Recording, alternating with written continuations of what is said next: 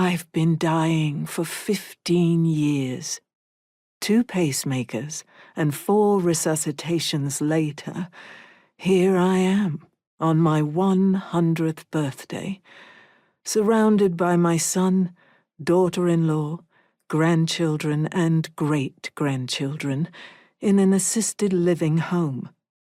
All of them wear at least one article of clothing I designed, sewed, and fashioned for them over the past few years. The last time I sat in front of my sewing machine was only a month ago. I needed help with threading the needle because of my trembling hands, but sewing means I'm alive. When I inevitably had to accept that I was no longer able to get to and use my machine, I knew it was the beginning of the end. I cough, and a warm hand rests over mine. I don't know whose. Perhaps my son's, but I don't look. Instead, I search the faces of the people gathered around the foot of my bed. My family. I don't care for my birthday. I never did.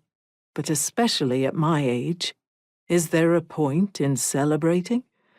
Yet, as I take in their faces on the day of my last, the faces of all the people who care for me, I privately admit that this birthday is indeed very special. There aren't many who reach the age of 100.